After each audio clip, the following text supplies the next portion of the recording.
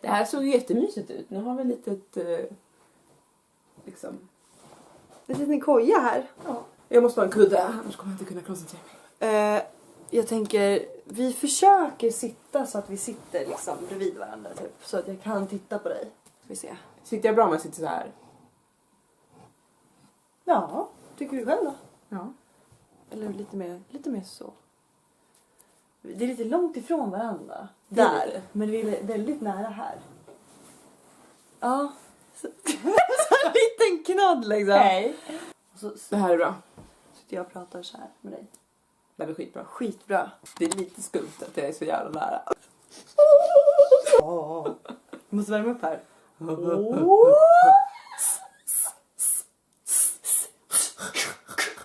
Gör det konsonanterna nu? Kommer du ihåg när vi gick på kören i typ 7, 8, 9? Med Marit? Med Marit? Ja. Och då är det så här, den här geten. Vilken get? Hela familjen går ut med geten, hela familjen går ut med geten. Ja, just Hela det. familjen går ut med geten, hela familjen går ut med geten, hela familjen går ut med geten, hela familjen går ut med geten, hela familjen går ut med geten. Och man bara, jag är glad, yes! Så var utan jag var jätteglad för jag gillar ju getter liksom. Ja. Det var någon låt. Det var skulle... 3 altar. Jaha.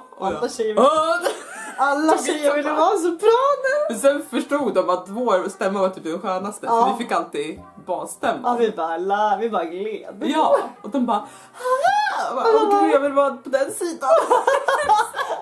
Jag kommer ihåg att Lisa hade satt sig på sopran. Och jag bara, alltså, du var ganska mörkröst, vad gör du där? Hon bara, nej men jag sitter här. Och sen bara, jag sätter mig och ser. Jag visste det. Ja, vi var typ 5. Jag Bästa. ville vara sopran. Men det är så sjukt, det är bara ett grupptryck. Alla tjejer som är något, de sitter ju där. Ja, men de fick struggla mer. Ja, jo, men det var ju feminint att vara ljus. Jag är så maskulin här borta. Ja, jag vill presentera min kära vän Anna Dora, som jag älskar jättemycket. Ja! Vi är barndomsvänner sen vi var We go way back. 6 år eller något. Ja, du blev min granne. Ja, vi var typ grannar. Och du var den här tjejen som typ inte hade några kompisar. Nej, utstött. Och jag hade typ en också. Så vi sa fan Please help me. Och när du skulle börja min klass så sa min mamma, nu får du hjälpa henne att komma in i gruppen. Ja, det blev verkligen så här tvingad att typ Jag ta hand om mig. Effort, det var jobbigt för gör man det, jag kan inte. Jag visste inte hur jag skulle hantera, för jag hade inte haft så mycket kompisar på dagis. Nej. Jag var typ jobbig bara, typ så här. Det var du och jag och den här tjejen. Och vi 3, vi var som natt och dag i liksom sätt. Men vi ville hela tiden vara och leka med varandra. Men vi var ärkefiender med så här, alla leksaker. hon ritar skitbra, jag ritar bra och vi bara... Ja, vi skulle jämföra vem som ritar bäst. Och vi hade någon leksak som var likadan. Då snodde vi den från varandra. Minns du den här lilla Digimon? Ja, oh my god, det blev bråk. Så vi fick bara en smartis grej liksom. Och som satt där. Just det. Vi var verkligen ärkefina och våra dagisfröknar eller våra fritidsfröknar tog hand om oss. Typ. Ja, de fick hålla fast oss. Vi verkligen så här klor efter varandra. Nu är vi best friends. Nu är vi best friends. Sister. That's how it goes. Ja, okej. Så... jag gillar det här ljuset på mig. Mm. Jag är lite You're beautiful. Feeling myself. Alltså hon har en sån man. Look at this. It's a bit dry. It's a dry man, men den är så... Den ser bra ut i bild, kan man säga. Vad ska vi prata om idag? Jo, jag skrev ner lite här då. Igår var vi ute och gick. Och så går vi igenom en jättelång tunnel. Jag vet inte riktigt. Tunnelbana-tunnel typ. Man kan cykla och gå i den tunneln samtidigt. Och den ekar, det är så här bra surround-ljud typ.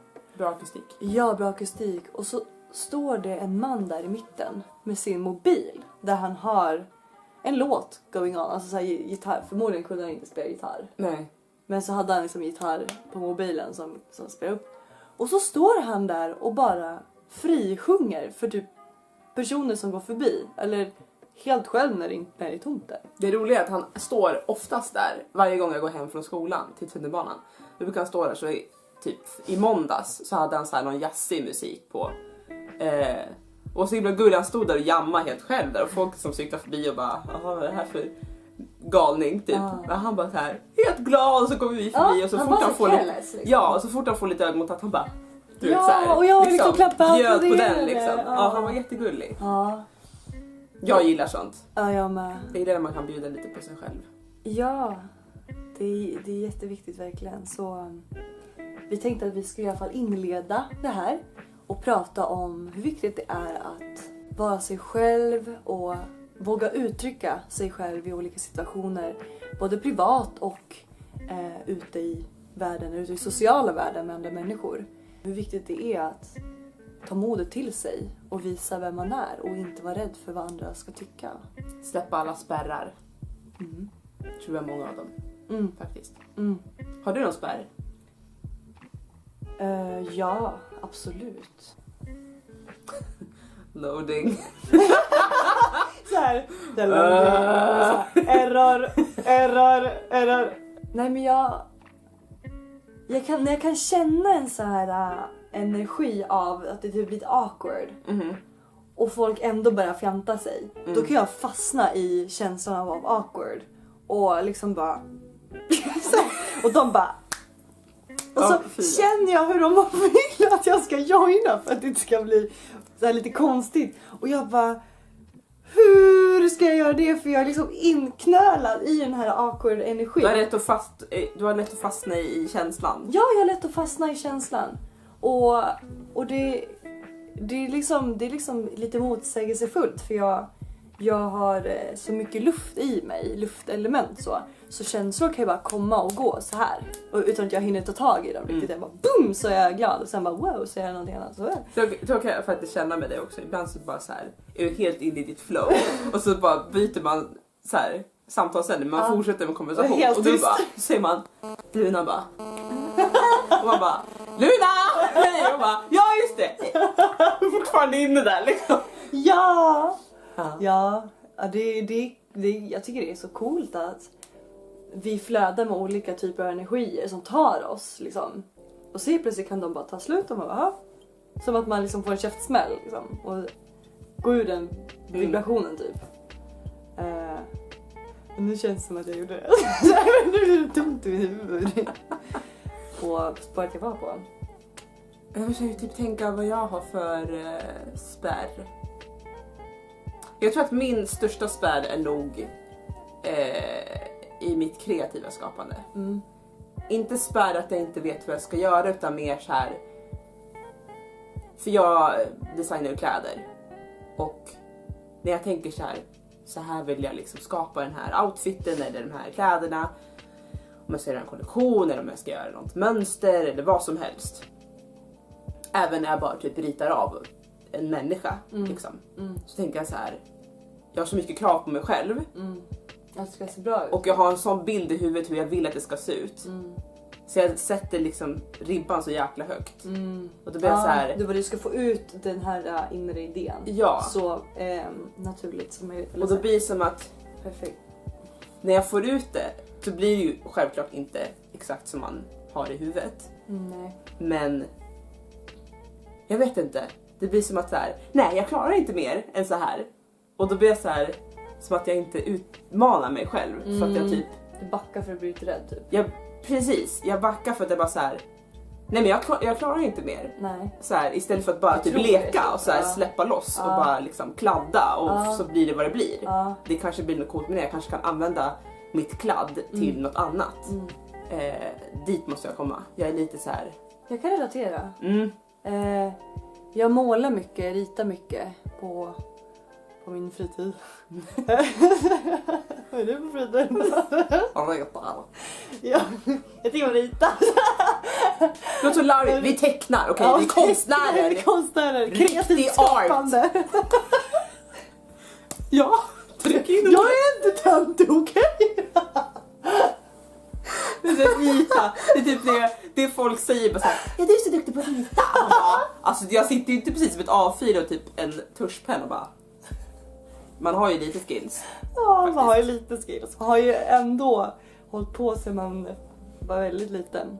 Egentligen ska man ju bara, ja men det här är något nytt. Jag har inte en blekaste aning om hur jag ska göra det här. Så varför inte bara flöda all the way. Och inte vara rädd för att göra fel. För jag kan ju ändå inte det här området. Och så, låt säga att jag ska börja med typ akrylfärg eller någonting. Och bara låt mig, jag säger till mig själv, låt mig bara flowa i det här. Och så nu ritar jag ett träd. Och nu ritar jag en katt här. Och nu ritar jag en bakgrund. Och så bara, nu är jag nöjd. Och om jag fortsätter då kommer jag förstöra den här. Men den där hållhaken, tänk om man skulle kunna bli kompis med den här hållhaken. Och bara, hej, här kom du. Ja men visar vi att nu, här finns det ju otrolig potential att utvecklas. Men jag spräcker den här bubblan av vad jag tror att jag kan klara av. Verkligen. För oftast kan jag tycka att när man har varit kreativ, man har bara flödat och så bara kommer den spärren. Och då börjar man bli så här intellektuell och börja tänka väldigt intellektuellt hur jag ska gå tillväga. När man inte har varit så mycket i tanke, förstår du vad jag menar? Man har flödat i sina idéer väldigt rent så. Och så bara stopp och så ska man börja måla eller arbeta utifrån hjärnan. Har man en känsla av att det här klarar jag inte, det här klarar jag inte, det här klarar jag inte. Nej, om jag gör så här är det och varför kommer man dit? Och så bara sitter man fast i det här krampaktiga liksom. Och då blir det ju inte bra. Och man bara, nej jag hade ju rätt, det skulle bli inte bra. Fan vad dåligt. Och då när jag kommer till det stadiet och bara så här, nej det blir som det blir. Och så här, istället för att typ så här bara ta det lite lättsammare och liksom så här, lite snällare musik. Ja, för jag tycker att man ser skillnaden på någon som typ experimenterar lite mer i processen än någon som bara alltså så här, andas, nu tar vi ett steg i taget så här, inte gå för fort fram liksom. Man ser det i teckning och man ser så att det här är en människa med så mycket känsla och det är typ där jag vill komma själv, liksom. Ja. Men det, jag tror att alltså det är det verkligen, det är ju bara du som sätter gränser för dig själv. Väldigt klyschigt att säga det, men det är det som är jobbigt. Det är det, för att vi är ju största kritiker och man är även i många fall en mobbare där inne mot sig själv. Som en röst som säger, det här kan inte du. Det är hemskt. Och man bara, det är så hemskt. Nej, det kan inte du. Och det har någonting där inne bestämt sig för. Och så bara kämpar man emot det där typ. Är det något som du bara så här känner att du har haft som en spärr men som du typ har kommit över? Typ att det där piece of cake. Ja, det är mycket sånt. En viss grej typ att prata med främlingar.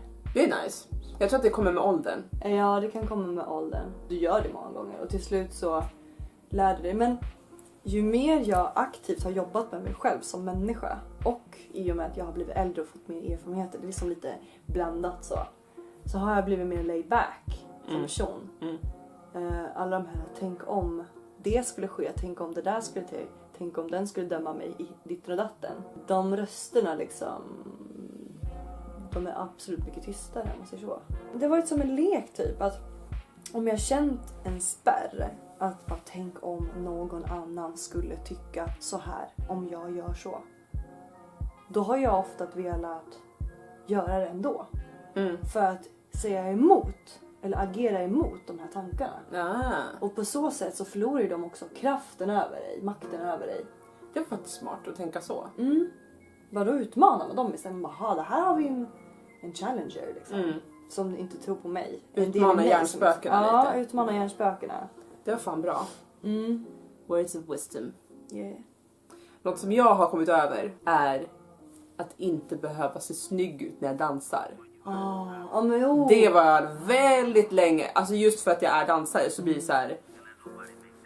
Man går typ in i en roll och du vet så här, men alltså jag måste ju typ på något sätt, om någon skulle fråga, är det dansare? Man bara, yeah. See how I work. Alltså förstår du, det är så här, jag har inte alls den spärren längre. Och var sexig va? Ja, som alltså kvinna typ. Eller? Det är skillnad att vara sexig inför andra än att bara liksom känna sig sexig när man dansar. Och det är typ så jag känner nu, att nu typ är det bara jag och musiken. Istället för så här, jag och det här rummet och alla människor som dansar. Om jag typ går ut och dansar.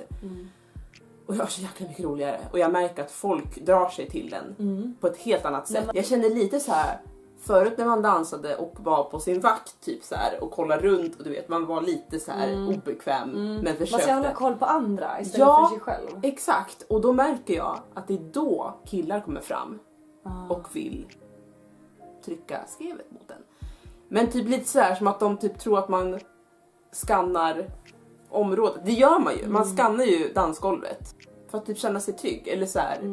Jag vet inte. Men nu när jag liksom bokstavligt skiter fullständigt i hur min omgivning ser ut. Jag bara liksom hör en låt, den här låten ska jag dansa till och bara släpper loss. Då känner jag så här att folk bemöter mig på ett helt annat sätt. De vill dansa med mig än liksom på mig. Alltså, det är som att som du har fått upp mer respekt för dig själv. Ja, jag bjuder in till en helt annan atmosfär än att bara liksom, här står jag och dansar på min lilla plätt. Liksom. Precis, för om du är osäker, då kommer någonting som tycker om kanske att ta lite över. Kommer komma. Precis, och jag tror att det är nog så med allt. Alltså, inte bara med dans, utan om jag skulle tänka så när jag till exempel skapar, eller tänka så när jag ska prata med någon, så här, att bara liksom göra det. Gör det som känns, gör det som man vet innerst inne är helt okej. Bara om man släpper taget lite. Det skulle vara en finare värld, tror jag. Ja, jag kan relatera till det. Jag är ingen dansare, absolut inte så som Adora är. Men jag har en liten dansare i det då. En liten dansare i mig faktiskt. Men jag tycker om att dansa. Och när man har varit ute på krogen och dansat. Inte för att jag har aldrig varit en sån här superkrogflicka. Men jag har tyckt att det var kul ibland. Och på raves också har jag dansat och festivaler. Det tycker jag är roligast. Jag tror att det är så många som bryr sig om vad andra tycker om ens kropp när man dansar. Jag tror att det är liksom som en slags grupptanke på det stället. Att människor överlag, vi tänker, eller har fram tills nu tänkt väldigt mycket på vad andra tycker om en i ens beteende och kroppsspråk. Och det blir extra tydligt i dans. För där är man ju inte...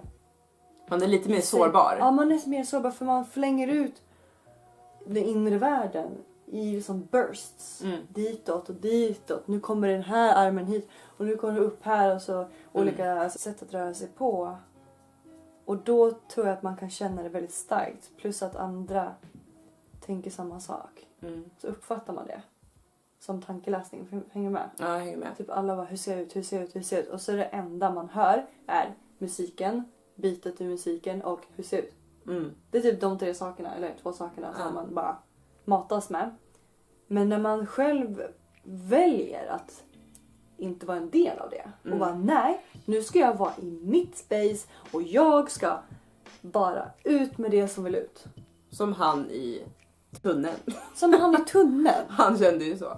Jag har ett till bra exempel. Jag fyllde år förra veckan. Och då gick vi ut i fredags. Och så då var vi där och dansade. Och så såg jag liksom mot en vägg stod en kille som hade jättecool stil. Han var så här hatt och liksom bara... Han var så himla fancy liksom. Och han stod där och bara, du vet, med sina glajjor inomhus. Och bara så här, man tänkte, men gud. Is it dark in here? Ja, men verkligen så här, there's no sun. Men i alla fall, han stod där och typ bara såg fly ut. Och vi bara så här, undrar om man kan dansa. Så här, han ser ut som en så här smygtyp som typ, bara han behöver rätt låt så dansar han. Mycket riktigt, det kommer fram en låt. Och han bara så här, kan inte hålla sig. Jag ser först att han bara, du vet, kolla läget så här, kan jag släppa loss? Och sen bara, du vet, burstade ut och så här, körde värsta grejen. Och alla bara, what? Så här, började filma och så här. Han fick stå i centrum och han typ brydde sig inte egentligen om alla som kollade på honom eller filmade honom. Utan han var bara helt inne i sin låt och så här, var så jäkla lycklig. Och man bara, den där känslan skulle man vilja ha jämt. Alltså den blir man typ hög på. Ja, absolut. Vill du ha te? Alltså vi har inte ens tryckt upp vårt te. Nej, jag har inte ens rört mig. Ska jag värma på lite? Ja. Aj! Skål på det. Yeah. Så titta lite på inspelningen vi gjorde när jag satt med min profil mer hitåt. Och du börjar se ut som en man. Och jag började se ut som en man då. Nej, men jag började störa mig på håret här. Det ser ut som att jag är mer tunnhårig där. Vilket jag inte riktigt är, men det ser ut som det. Och håret och så vidare. Ni vet, så här self-conscious stuff liksom. Och jag började tänka... Jag började diskutera med Nadora här om ens idé om att man... Om ens olika ansiktshalvor. Att man har en fin sida och att man har en ful sida. Och nu råkar vi ha samma fin sida och samma ful sida. Nu råkar vi ha samma fin sida och samma ful sida. Så Anadora har ju suttit här liksom med sin fin sida och tittat mot mig. Och jag har min ful sida och tittar mot henne. Så ni ser ju då. Men förklara varför du tycker att din sida är ful. För jag ser ju inte sånt här. Nej. Det är alltid en själv det i huvudet. Det är alltid en som själv som ser det. Ja. Och det är som väldigt intressant. Jo, jag tycker att liksom min kind här, den skapar lite mer så här. Så. Lite mer en sån här grej. Ja, lite mer hängigt på den här sidan. Och att huden här är lite så här tröttare på den sidan. Så hänger lite mer så här på ögat. Och då, det syns ju inte när man tittar rakt fram så här. Och jag ser inte själv det när jag tittar på mig själv i spegeln. Nej. Men det är mer när man så här filmas eller tas kort på. För då när skuggorna faller, då ger den konturer till just det man inte tycker att man gillar på den sidan. Ja, jag fattar. Och så har man ju en annan sida att jämföra sig med. Och då slutar det med att när man tar selfies och sånt. Så om man tar olika så ofta säger, men de bilderna var finare. Det gillar jag. Och då slutar det ju ofta med att då har man ju valt ut dem som är från ens finsida. Utan man kanske tänker på det. Ja, men varför överhuvudtaget har man en fin sida och en ful sida? Alltså det är ju bara en själv som definierar vilken sida som är ful och fin. För att man måste ju ha någonting. Asymmetrisk liksom. Ja, men alltså det är så konstigt att det ens existerar. Så här, det är något man har utgått ifrån. Man utgår från de här perfekta bilderna man ser på nätet. Typ så här, men som till och med har ett filter som förvränger ansiktet. Ja, men de har ju liksom när man redigerar bilder kan man ju flippa ansiktet och så här och kolla skillnaden. Och så gör man och drar sig the golden ratio för att göra det liksom perfekt och flyttar upp munnen och gud vad de håller på. Ja, men det är så modellerna ser inte riktigt ut som så. Nej, så varför håller ni på och jiddrar om vilken sida som är snygg? Jag har ju också en ful sida. Liksom. På min fin sida har jag världens tredje öga här. Men i alla fall. Men det här är ju då min ful sida. För att jag tycker att jag ser... Att du är så himla vacker. Tycker jag nu i kameran när vi tittar så. Jättevacker. Alltså jag tycker att min näsa blir typ så här Pinocchio-näsa. Från den sidan? Ja. Och så känner jag typ att det är någonting med typ min blick här. Alltså jag ser typ arg ut. Jag vet inte varför. Jag ser bitter ut. Tycker jag. Och här ser jag typ, det blir liksom lite mjukare på något vis. Lite mer feminint. Kanske. För jag tycker att den här sidan känns mer maskulin för mig. Kanske alltså, tror att det här är den här tanden här. En högtand. Och olika leenden också. Just det, min mungipa. Om jag ler så här. Om jag kommer närmare så här. Om jag vill hålla min kopp. Om jag kommer så här. Ja. Och så ler jag så här. Och då är den här sidan. Den är så här jätteglad och trevlig så här. Hej hej. Säger den sidan. Den här sidan. Den går lite så här. Lite neråt så. Aha, och så är det liksom sån där kant sådär. Alltså hade som inte finns där. Ja, jag förstår. Hade inte du sagt någonting? Så det är liksom sådär upp.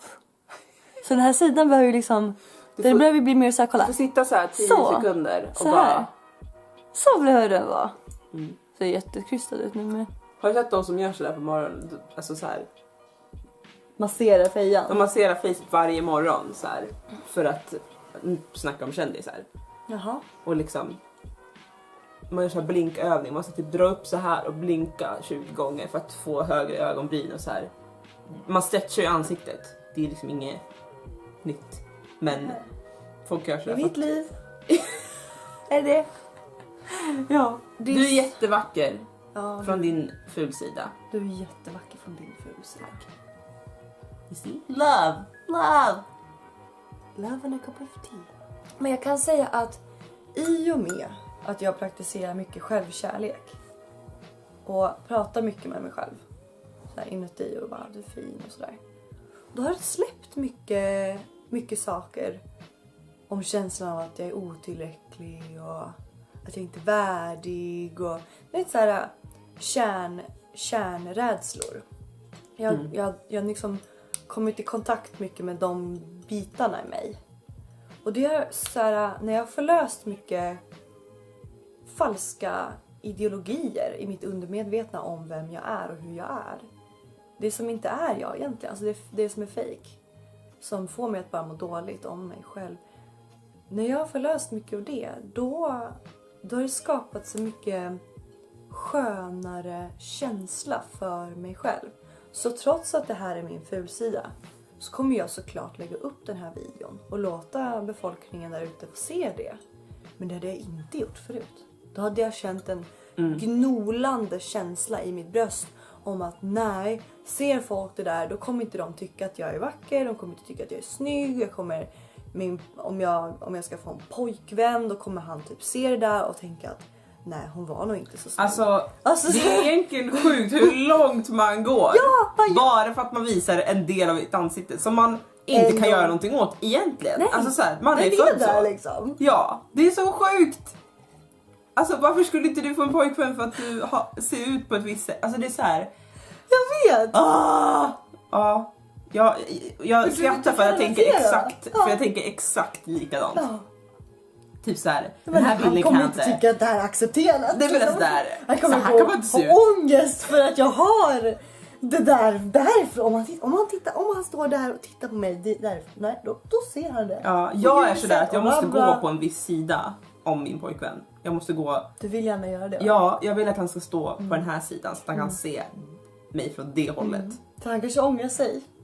Han kanske står på höger sida och ångrar sig att bara what the hell am I doing with this girl? Ja men precis, vad hände med... Såhär, tänk om man såhär, han går alltid på den sidan såhär. Ja. Och så går du typ, jag ska bara gå på toa såhär, så går du in. Och ni är ute och går. Så hamnar du på andra sidan. Och han bara, vad har hänt? Är du arg? Är du arg? Har jag gjort något? Såhär, du bara, sorry it's just my bitch face här. Ja, precis. Nej. Larv. Påhitt. Det är faktiskt kul att snacka om. Men det är ju jättebra att snacka med dig om det. För du vet ju precis vad det är. Ja. Det är så här, man brottas med det. Men man måste bara inse att om man, nu när vi har pratat om spärrar och så här. Ja. Att liksom lägger korten på bordet här. Ja, när man släpper på alla spärrar så bara inser man att man är en jävla queen. Alltså man är så jäkla bra. Precis som man är. Det är också så här jätteklyschigt att säga, men det är ju så. Ja. Alltså vem annars ska jag vara? Ja. Liksom, om inte mig själv. Ja. Och jag är så jävla bra på att vara mig själv. Det finns två sidor till det myntet. Låt säga ett beteende som faktiskt beror på att du är rädd för någonting. Och så kan du förlösa det, rädslan, och så beter inte du dig så längre. Nej. Då kommer du ju mer i kontakt med typ din kärnpersonlighet. Och det är den man vill åt. För det är ju den som sprider mycket trevligare vibbar. Absolut. Alltså det är den som den är ju totalt ren. Den går ju typ inte att skada, tror jag. Jag tror det bara går att lägga så här filter uppe på den för att förvränga det lite. Men när man... Hur gör man det? Vadå? Hur gör man det? Lägger ett filter på? Jag tror att det läggs filter på från samhället. Låt säga hur du växer upp. Vad för typ av föräldrar du har. Hur de bemöter dig. Om de godkänner hur du beter dig som liten. Om du uttrycker vissa saker. Blir du sedd i det du uttrycker? Ser dina föräldrar dina sorger? När du skrattar? När du säger mamma, pappa, titta, jag har ritat någonting. Så säger de så här, fint. Eller, wow, tack för att du visar mig. Alltså, du känner att du blir bemött, va? Eller att det är någon som slår dig. Eller att det är någon som kastar sin skit på dig. Så växer du upp i att inte... Du har en form av blockering. Att du inte kan vara helt blottad, va? För då är du skör. Då kan någon slå dig där. Då kan de såra dig. Så många går ju och bär på mycket murar och fasader om vilka de egentligen är. För de har ju växt upp i kanske en familj eller skolklass eller kompisar. Som har inte fått utrymme för att... du inte fick utrymme. Och då lärde ju du dig att nej, det ska jag inte vara. Så naken ska jag inte vara. För det gjorde jävligt ont då. Så folk som har levt länge och inte har kommit i kontakt med liksom sin kärna då. Om vilka de egentligen är. Och man säger, men herregud, var bara dig själv. De blir ju jätteförvirrade och bara, jag vet inte ens vad jag är. När det har gått så pass långt. Liksom? Alltså när det har gått så långt att man typ inte fått utöva det liksom. Och då kan man ju säga till en person så här: vem är du? Och folk bara, vem fan är du? Och så blir ju de jätteledsna så här. Och så kan det vara att de sitter och gråter på grund av det. Förstår du vad jag menar? Men jag tror också att det kan också vara bra att de sitter och gråter. För att gråta är en förlösning av energi, va? Du förlöser en mur där. Så att gråta är skitbra att göra. Gråta är jättebra. Jag gråter väldigt mycket. Och det är inte att du är känslig. Du är jävligt stark. Och det är det jag försöker förklara för folk. Jag trodde att jag var väldigt känslig. Och jag alltid, du vet, på Kuba är det så här. Då är man bara en pussy liksom. Om man gråter. Och det är alltid så här, gråt inte! Var tuff. Och det är så här, ibland vill man bara gråta. Och så här, gråta är ju att släppa på massa stress och typ så här spänningar i kroppen. Det kroppen reagerar på det sättet. Att så här, du kan skratta, du kan skrika, du kan gråta. Det är många sätt. Så. Ja, och liksom gråta känns mer... Det är typ mitt tysta sätt att kunna göra av med min stress. Och mina spänningar. Ja. Än att typ... Jag kan skrika ibland också, men... Det är minst acceptabelt. Typ. Det är minst, precis. Man vill bara gå ut och vråla ibland. Ja, och då är det nästan lättare typ bara. Och eftersom man inte vrålar då, som känns skönt. Så... Det skulle gå fortare också. Ja, men då går man ut och bär på det där som bara... Tumboll och sen bara... Så brister man ut i tårar. Och det är så jävla skönt när det är slut. Men ja. Det kan, man skulle kanske kunna kontrollera lite ibland. Eller? Alltså... Nu sa jag emot mig själv. Tystnaden där. Det är för att man försöker ta hänsyn till de andra. Men egentligen gör man ju dem också en björntjänst. För om inte du visar ditt rätta jag. Hur fan ska de kunna hitta sitt rätta jag? Om de aldrig får någon inspo. Nej, men jag menar till det stadiet att tycka att det är mer för mig själv att så här. Jag är också en person som är så himla känslosam. Och så här. Jag är väldigt passionerad i mina känslor. Som jag typ känner så här. Jag tycker synd om någon, så kan jag verkligen sätta mig in i den personens situation och bara så här. Men gud! Och typ börja gråta. Alltså så här. Och det kan vara lite påfrestande för mig. Jag förstår. Alltså så här. Jag töms på så mycket energi av att göra det. Så jag önskar typ ibland att jag bara kände det, men typ kunde lägga min känsla på ett bord och bara se det och så här acceptera det och bara det där var jobbigt för den personen, men inte bara det var så jobbigt sådär, för det blir ditt också liksom. Det blir mitt, det blir som att typ som i filmer. Vad är filmer? Alltså om något sorgligt händer i en film. Så här, vissa bara gråter för att de typ är så himla inne i filmen. Men vissa förstår att det är en film. Vissa och bara så här, shit, gud vad sjukt det där hände. Ja, men jag tänker ibland så gråter jag med någon. För att hjälpa dem att möta sin sorg. Att jag får tårar och jag håller om. Och jag känner hur djupt det går i dem. Och det blir liksom mitt. Jag kommer ihåg när jag typ var väldigt ledsen. Och så kom jag hem till dig. Och bara öppnade dörren. Och så stod du där och bara stod direkt att bara, nu har det hänt något. Och jag bara så så här, och du bara kom och kramade om mig, så bara grät du med mig så här. Och sen behöver jag inte ens förklara, du bara, vad det var. nej, du vet inte vad det handlade om, du bara visste att det var jävligt jobbigt då. Det var så jäkla skönt bara. Ja, du förstår mig. Ja, bara, jag vet inte vad som har hänt. Men, Ja. det är du och jag, brorsan, det är du och jag. Wow. Nu var du gullig, måste jag säga. I dina små. Hur skulle jag se ut i dreadlocks? Vi kan prova. Ska det se likadant ut, du och jag? Vart är det? Okej. Så. Det vi ville få fram med den här videon då, knyta ihop säcken, är... Älska dig själv. Släpp på alla de här små onödiga spärrarna som du har. När du ska göra typ det du älskar eller det du vill göra helt enkelt. Du sparar så mycket tid. Du hinner njuta av din tid på den här planeten. Och kommer vara så mycket trygg i dig själv. Vi har att lära oss. Ni har att lära er. Så att vi sitter inte här och är experter, utan vi är med i utvecklingen. Vi är student of life. Så. Ja, vi är studenter av livet, av ljuset, av kärleken. Så, och det att utveckla sig själv, att våga sätta sig i situationer där man är lite obekväm och viljan att utvecklas. Belöningen är så otroligt skön, det är så otroligt befriande. Man lär känna sig själv, man blir trygg i sig själv, man blir så stark. Utmana hjärnspökena. Utmana det falska du. Så blir det bara rent hela tiden sen. Det känns så jävla bra. Vad kul. Det är bra.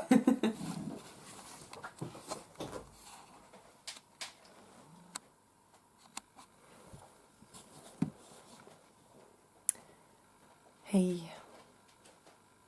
Du där ute.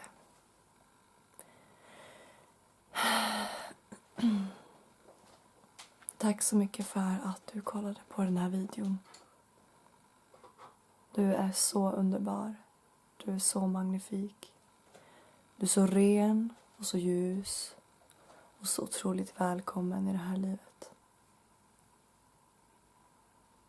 När planeten behöver dig. Behöver dig. Och alla de som ska träffa dig behöver dig. Vi är en familj av ljuset, av kärleken, av renheten. Och vi har kommit hit för att transformera det som inte är så trevligt på den här planeten. Vi har kommit hit för att förändra. Och det gör vi på bästa sätt inifrån. Genom att förändra oss själva. Genom att jobba med oss själva och de svårigheter vi har här. Och i och med att vi utvecklas och jobbar på det som är inuti oss själva, så hjälper vi resten av världen. För vi är connectade med resten av världen. Alla andra, det är också vi. Alla andra där ute, det är också vi där. Där och då. Tack så mycket. Så mycket kärlek från mig till er. Från mig till mig.